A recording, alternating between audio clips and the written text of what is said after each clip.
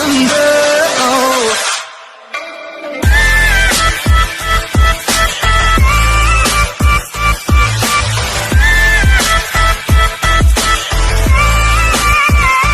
Welcome, geeks, nerds, and people who still live at their parents' house. I'm your host, Lakin22, and today on Lakin22's Movie Chat, we're going to do another ranking video. But first, before we get started, I'd just like to address something. Now, recently, well, not recently, quite a while ago, we got the news that the beloved actor, Chadwick Boseman, who played the Marvel superhero Black Panther, has passed away at the age of 43 due to a 4-year battle with colon cancer.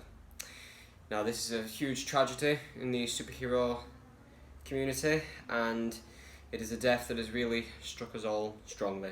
And I pay respects to his family and to all his fans out there in the world that he was the true king of Wakanda. Wakanda forever. Now, anyway, sadness aside, let's get back to our video. So today we're going to be doing another ranking video, and this time we're going to be doing the Spider-Man franchise. So we will be including the Sam Raimi trilogy, the Mark Webb duology, the Tom Holland MCU films, and the Sony Pictures universe of Marvel characters, which I am not going to say like MCU, because if you say it like that, it sounds so bad. And also, Spider-Man Into the Spider-Verse. Now, before we get started, I like all of these films individually. I think they are all very well made films. Some made better than others, but hey, what movies aren't? And also, this is strictly opinion based again. This is clearly not me saying this is what you should think. It is just how I view these films, both as entertainment and as artistic filmmaking. So, let's get right to it, shall we? Let's go to our first film. Coming in last place is Spider-Man Homecoming. Sorted out the lighting. Anyway, this film, don't get me wrong, is a very good Spider-Man movie. I mean, Tom Holland, he does a very good performance as Spider-Man, and I do see him as a really good actor. But out of all the Spider-Man films I've seen over the years, this one, it didn't feel like I was in my childhood again. Let me explain. Before this film, Spider-Man films to me felt big and gigantic. Like, yeah, they were about a teenage superhero, and probably the biggest problems he had was losing his friends and family. But there was just something about him set in the tone and scale that made it feel like it was a big event. And when I watched this film, it just didn't feel like that. But I'm not saying this is a terrible movie, it's not. This is actually one of the most enjoyable MCU films because, of course, Tom Holland's performance is amazing as Spider-Man. He does really bring a level of humanity to the role and vulnerability. I do like how they focus a bit more on Peter Parker's high school life, because if you look at the Raimi trilogy, he graduates high school in the first film. When we go to the Mark Webb duology, he graduates in the second film, so we don't really get much focus and attention in that environment. But here they do focus on it. He's still in high school at this very moment, and I do like how they portray him as basically a 15-year-old teenager who happens to have superpowers. He fought with the Avengers, and he's just trying to get school done. That's basically, and I do find that it has a level of connection that I have with me, because I'm 17 years old. I'm still technically a teenager, but that's why I do connect with Spider-Man so much, because he's basically a teenager who has superpowers and he tries to be the best that he can, and I really respect that of the character. And I also feel like the tone and sense of fun in this film are very, very well done in this film. Because like I said, in the original Sam Raimi films and Mark Webb films, they did have humour, but it was more of serious films, and while that was fine by me, I like that they've put a bit more of Spider-Man's traditional humour in this film. And also, the villain, Michael Keaton's Vulture, it was fantastic. It's weird how Michael Keaton has portrayed a hero in DC as Batman and the Vulture in Marvel, and they happen to be flying creatures, which is actually pretty hilarious. But let's get to the downsides of this film that I have. Of course, it is the scale of the film. Like I said, I've been used to Spider-Man's films being big in scale, and when I watched this film, it just felt like a typical suburban superhero film, and while that's not a bad thing, it's not what I'm used to with Spider-Man, and yeah, it sort of was a letdown for me. This one is both a downside and an upside. I'm quite mixed on this one. The absence of Uncle Ben. Now, I'm not going to say we needed a third Uncle Ben death. We've already seen it twice, we know the story, we don't need to see it a third time. But I would have liked it if they did include him in the MCU, because this whole wanting Tony Stark's approval, while I do like seeing them interact with each other, that's not what I want. That's not how I imagine Spider-Man working for what he wants when it comes to great power with great responsibility. I do see him loathing over Uncle Ben's death and realising that if he had great power and great responsibility then, he could have saved his life. And now he needs to realise that he can never let anything like that happen again to anyone else. So I do think that the moral of him being a superhero is kind of missing in this film. But all in all, this film is actually really enjoyable, and it's good for fans who want the light-hearted side of Spider-Man and then save themselves for the, the big scale ones, maybe when they get a bit older. So that's it for Spider-Man Homecoming. Why don't we move on to our next film? In 8th place is Spider-Man Into the Spider-Verse. Now, hear me out on this one. Ever since this film came out, people have declared it the definitive Spider-Man movie. Nothing's going to top it. It's blown all the other films out of the water. Now, I'm not saying that it hasn't, but I'm not saying that it has either, and let me explain. I do think this film is a marvel to watch. It's pretty funny to say. But what I mean is that the animation, I've never seen anything like that before. How it literally looks like a comic book come to life. I mean, that is absolutely fantastic. I do think that the characters were well developed. I did really care about Miles Morales, Gwen Stacy, Peter B. Parker, Spider-Man Noir, Penny Parker, Peter Porker. I mean, how they've managed to make a Spider-Man animated film still feel serious with a cartoon pig in it is beyond my comprehension. And I do feel like the emotional weight of the film was definitely there. Like, this really did feel like they had the emotion absolutely spot on. And the soundtrack, I loved. I thought it was really good. And also the screenplay was very well written. It felt like a proper graphic novel. And I just think most of the stuff about this film is spot on. But it's not meant for everybody. I mean, I showed this film to my family, and they are huge Spider-Man fans. And when they watched this, they immediately found it boring, which is unlikely, but it just wasn't their cup of tea. Now, again, that's from different people's perspective, but I know other people over here that have seen this movie and don't think much of it. They just see it as a Spider-Man movie that happens to exist. So what I'm saying is there are different perspectives on this film, and with me, I like it, but I don't love it. That's all I can say. I don't hate this movie. There's nothing specifically bad about it. It's just, I'm not on that hype train that everybody else happens to be on. I just see it as a good movie, and that's all I see it as. So, sorry, Into the Spider-Verse fans.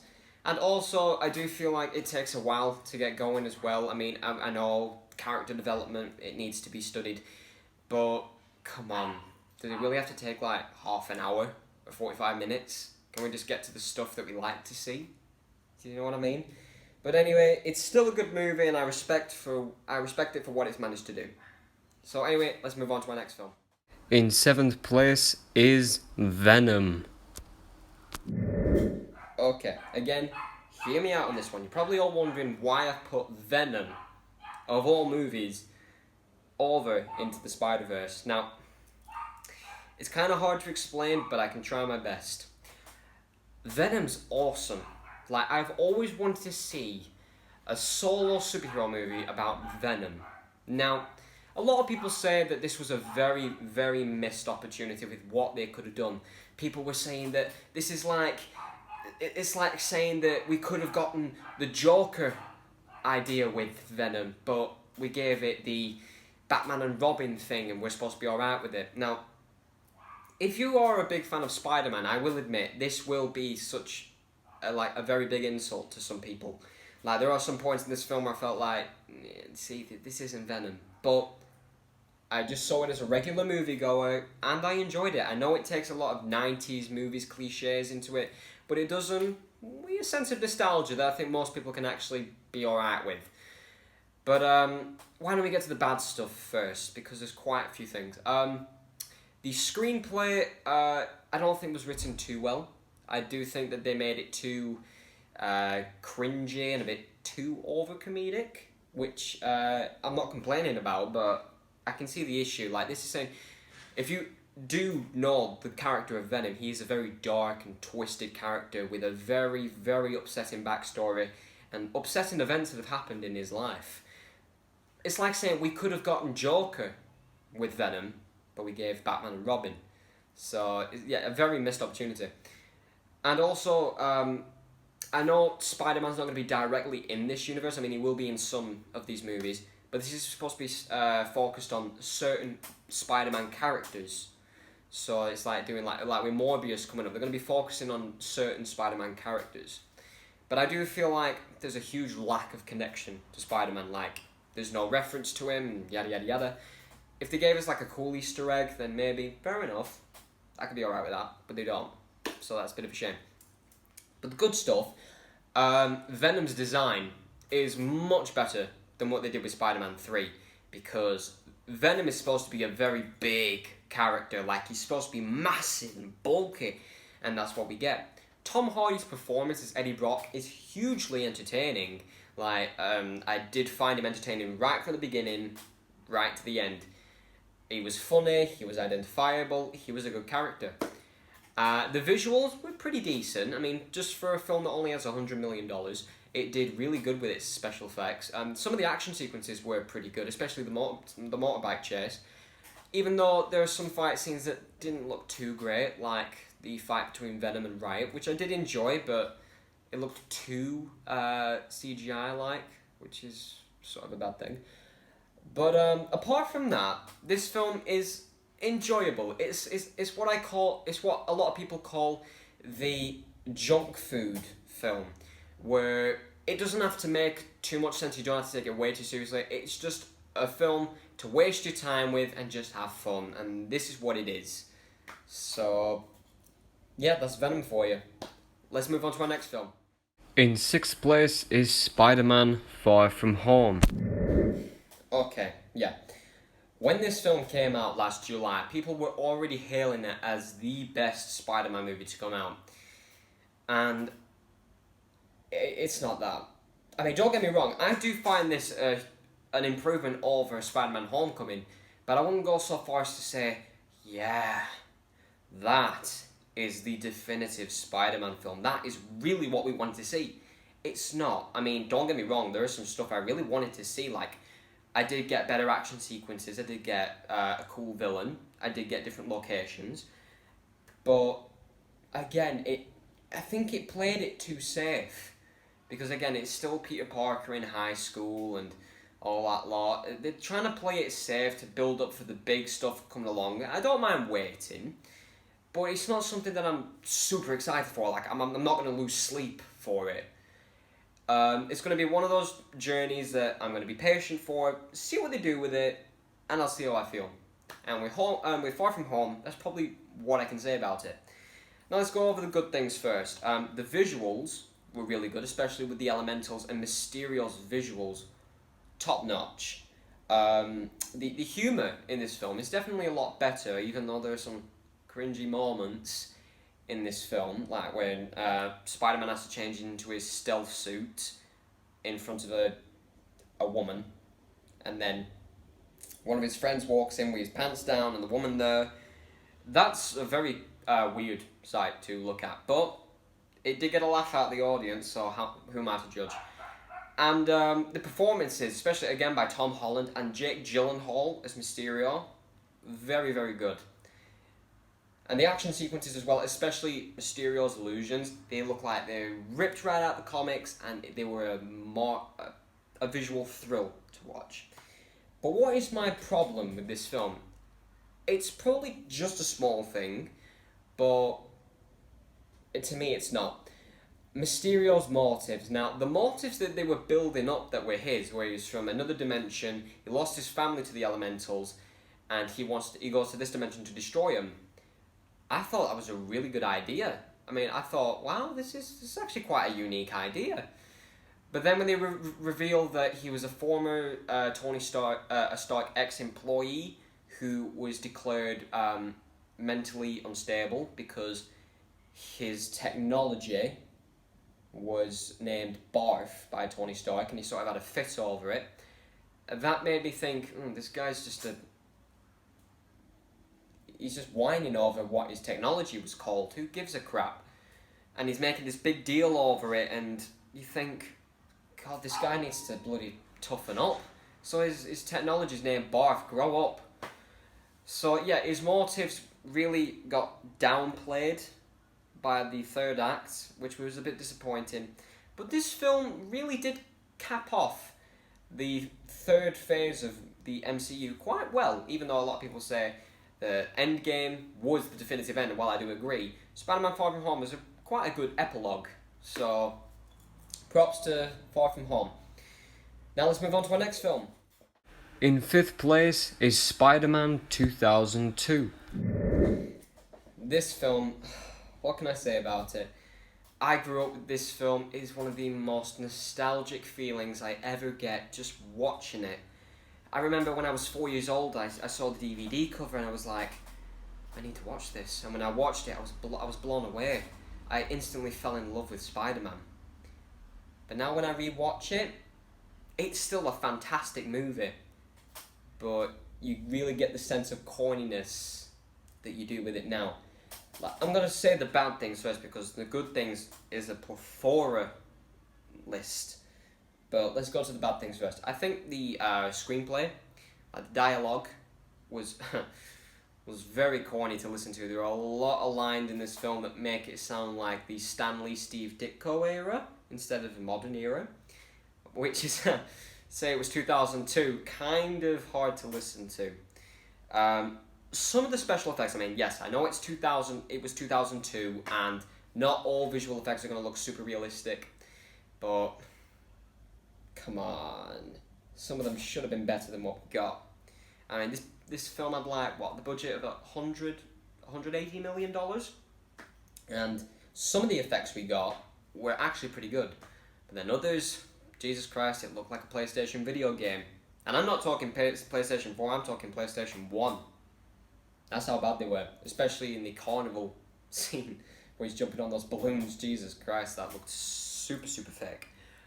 And also, I feel like the romance between Mary Jane Watson and Tobey Maguire it was a very weak relationship. I did not believe for a second that they were in love. It was like watching two kids in primary school flirting with each other. And that's how it looked to me, and it was actually... it made me laugh, like it really did.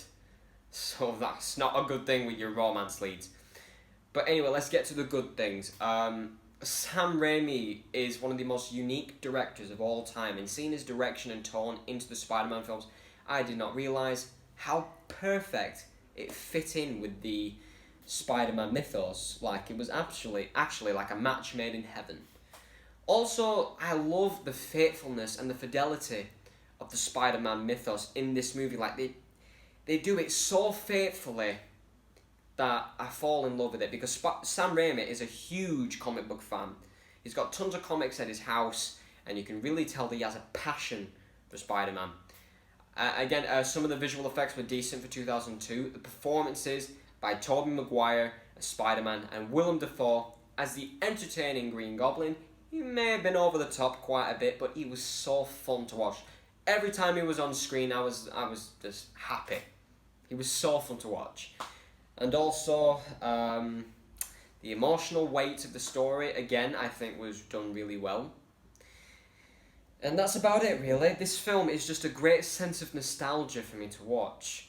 Like, when I watch the Fantastic Four movie from 2005, I know a lot of people don't like that film, but I love that film. I grew up with that film, I loved it. And also the same with Ang Lee's Hulk. I know a lot of people hate that movie, but I grew up with it, and I have a special place for it in my heart, and Spider-Man is snuggled in the middle, and it'll always be one of my fondest film memories. So let's move on to our next film. In fourth place is The Amazing Spider-Man 2. Okay, you're probably wondering why I've put what is considered the worst Spider-Man movie ever made in the top 4. I'm going to explain. I like the Mark Webb duology films, and I was very upset when I found out that the planned sequel films coming up and the spin-offs were cancelled. Because I do like that they had a more realistic reimagining of Spider-Man. Like, it did feel a lot sleeker and more to the modern age of comic books of Spider-Man. But let's go to the specifics of Spider-Man, The Amazing Spider-Man 2. Okay, first off, the chemistry and romance between Andrew Garfield's Spider-Man and Emma Stone's Gwen Stacy is unprecedented. I mean, I totally believe these two are in love. They are so adorable. Like, when I watch these two, I feel like I'm the third wheel. I'm just like, oh, God, can you please get a room, you two? They're that believable. Because actually they were dating at the time, and it clearly shows on screen. Like, I'm really upset that these two still aren't together. I mean, they seem perfect for each other. Also, the visual effects in this film were absolutely spot on, especially with the Electro fight scenes. And that reminds me, the action sequences in this film were thrilling. Every time I saw Electro fighting Spider-Man, I was like, mind blown. And also, the soundtrack was really good by Hans Zimmer. Hans Zimmer is one of the best musical composers of our time, with films like Man of Steel, Dark Phoenix under his belt. The Amazing Spider-Man 2 is no exception. And also, I feel like some of the performances as well, particularly by Dane DeHaan as Harry Osborn, aka Green Goblin, was actually done quite uniquely. Like, they do make him quite twisted and dark. That might be because Dane DeHaan is good at playing those types of characters. I mean, if you've seen him in Chronicle, God, he's terrifying in that. And also, I feel like that the direction, because the director Mark Webb used to do romance films before it, and when it goes to those bits of the film, they are done so well. But, as much as I hate to do this, we have to get to the bad stuff. The storylines are overstuffed and convoluted. Like, there's way too many subplots going on. We've got Spider-Man and Gwen Stacy's romance. We've got Gwen Stacy going to the UK. We've got Electro's revenge. We've got Harry Osborn dying. We've got Mary Jane being a nurse. We've got, not Mary Jane, Aunt May being a nurse. We've got the truth behind the Spider-Man DNA. We've got the return of Richard Parker. I mean, holy shit, that is 7 subplots, and I've still got a lot more to go.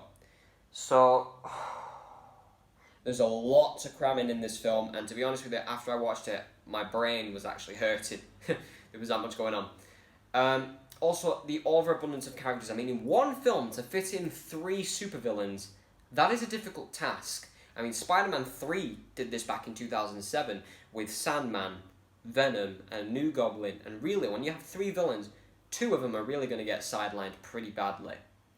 And with this film, the motives are not fully fleshed out, and some of them are actually wasted, with some really good actors playing them. I mean, Jamie Foxx as Electro, I did enjoy, but his motives were very childish. Like, he's all of a sudden he's in love with Spider-Man, like he's obsessed with him.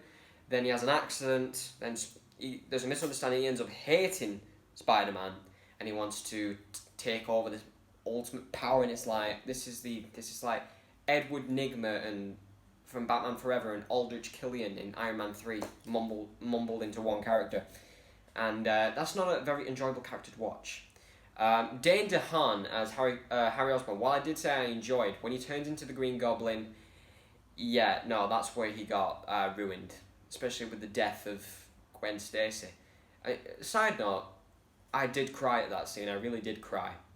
And also, Rhino, Jesus Christ, they get a powerhouse actor like Paul Giamatti, and they give him 5 minutes of screen time. I mean, that is just ridiculous. They get Paul Giamatti, a fantastic actor, to play Rhino in a Spider-Man film, a big budget Spider-Man film, and he's in it for less than 5 minutes. I mean, what a wasted opportunity. So yes, I do have a lot of problems with this film, but I enjoy it. And it will remain that way.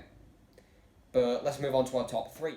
In third place is The Amazing Spider-Man. Now, this is probably the Spider-Man film that doesn't have the biggest impact with all of them, because think of it this way. The original trilogy, they're so corny and over the top, you remember those moments. The Amazing Spider-Man 2 is cited as the worst one ever made, so you remember it for them. Venom is just like bonkers, so you remember it for that. You got the MCU Spider-Man films, which are very well received, and then you've got Spider-Man Into the Spider-Verse, which people are citing as the best Spider-Man movie ever made. So this one, compared to the rest, is probably the most forgettable Spider-Man movie, which is a shame, really, because I loved this film when it was released. I mean, don't get me wrong, I love the Sam Raimi trilogy, and I always will do. But this film, it was just something else, you know? There was something about it that made me love it even more. Let's go over the good things. Obviously, Andrew Garfield's performance as Peter Parker is really good. I do like the realistic reimagining and portrayal of the title character. They really do make it feel like he could be in the real world. And also, James Horner's musical score is really good. I mean, rest in peace, James Horner. Unfortunately, he passed away back in 2015. And this was one of his last musical composing credits. Also, the action sequences, again, were really good. And the visual style is beautiful. But what are the cons? Let's get right to them. When I watch this film, I do notice a lot of scenes were deleted, so the editing seems quite choppy at best. Like, there's some bits that you can tell, like, yeah, something else was supposed to be there, but they've cut it out at the last minute. Like, those scenes where you're seeing Spider-Man swinging in the air, and then it's like, it's not really consistent.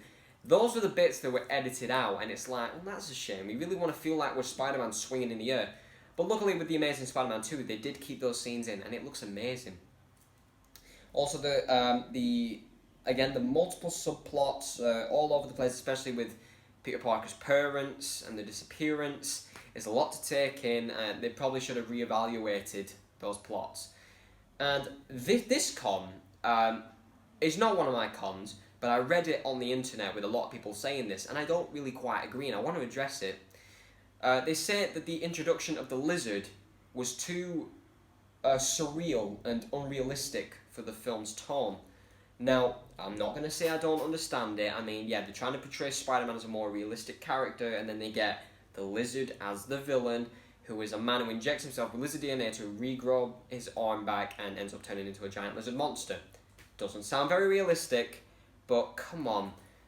At the end of the day, it's a comic book movie, and we want to have a really good-looking villain.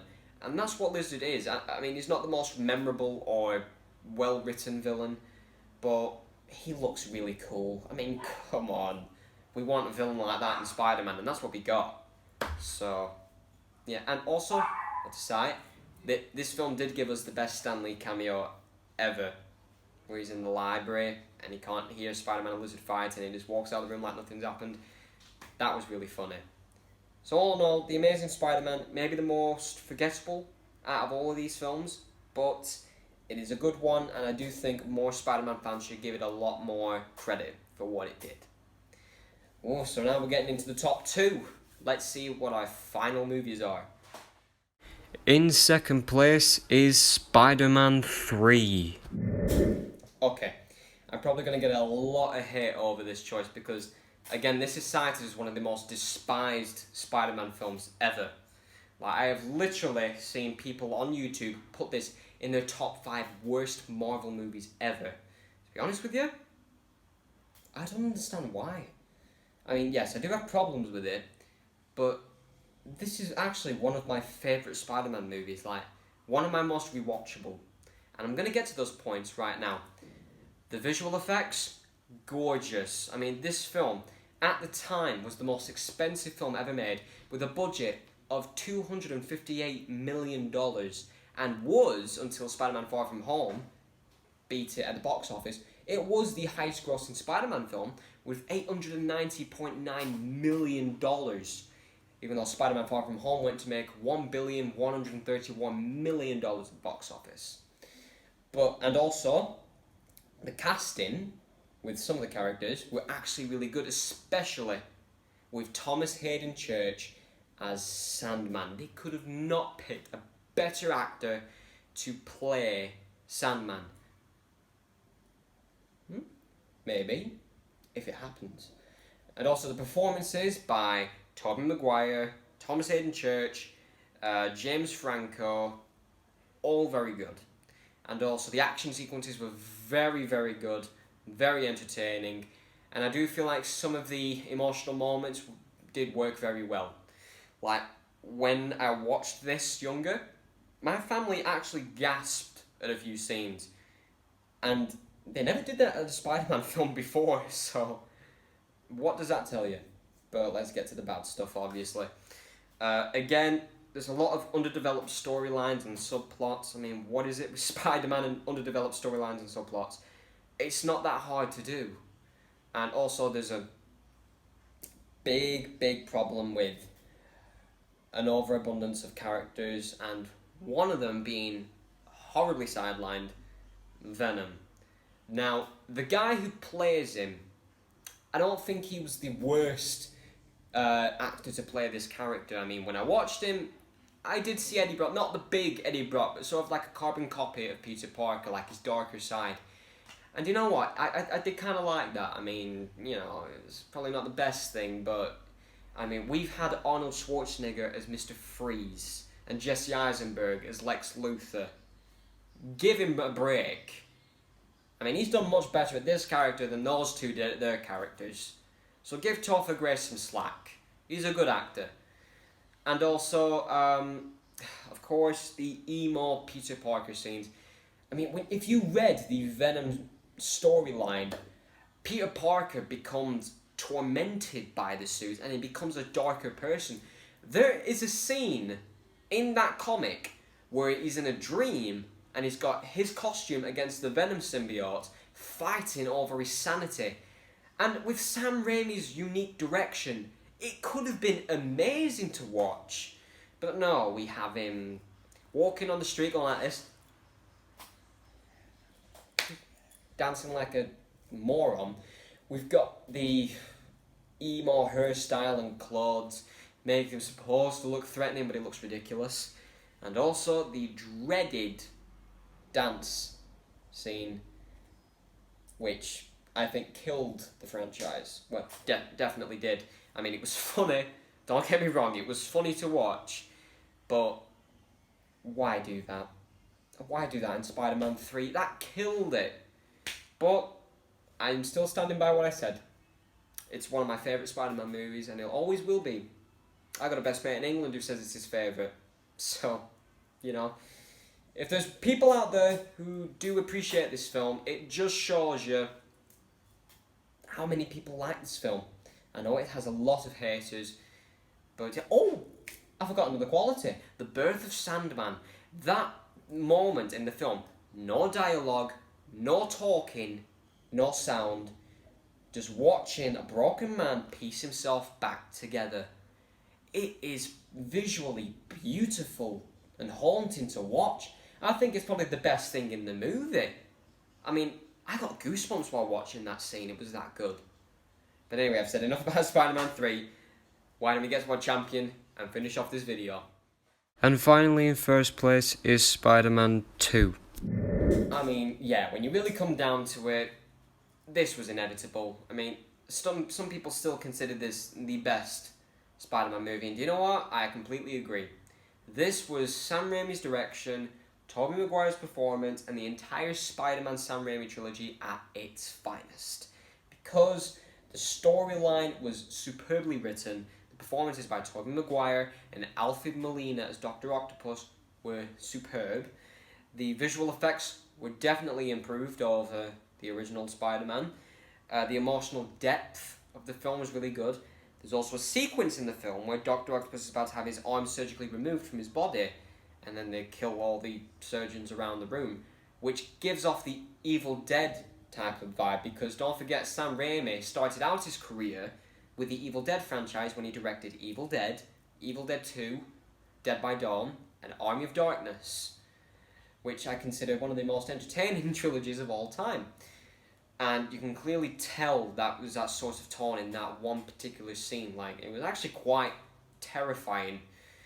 And also, I do feel like this is where they really put all the effort into Spider-Man film. Like, every moment it's like, you can tell they want to be as faithful as they can to the struggles and morals of Spider-Man, and that's what they do. But of course, I have one problem.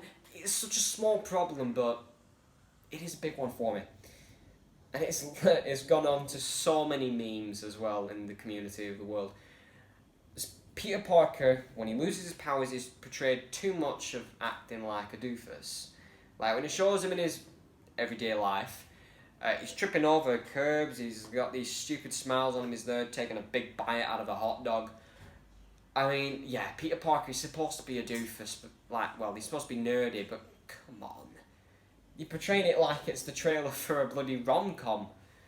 So, that was my biggest problem, because he went from being Spider-Man to extremely dorky Peter Parker, and it was like, no, sorry about that, I'm not a big fan.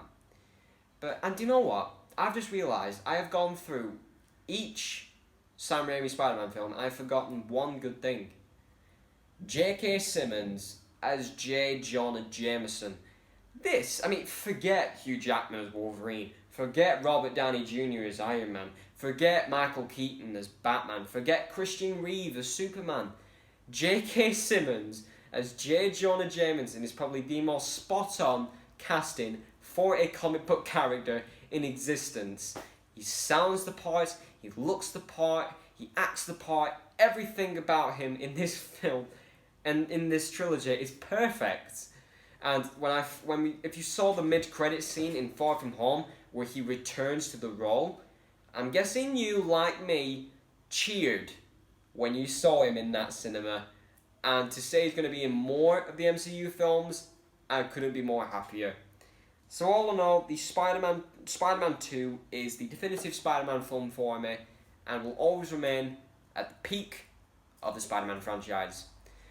So that was my ranking. Thank you so much for watching. I mean, it's Spider-Man. I love Spider-Man so much, and it's been an honour to do this ranking.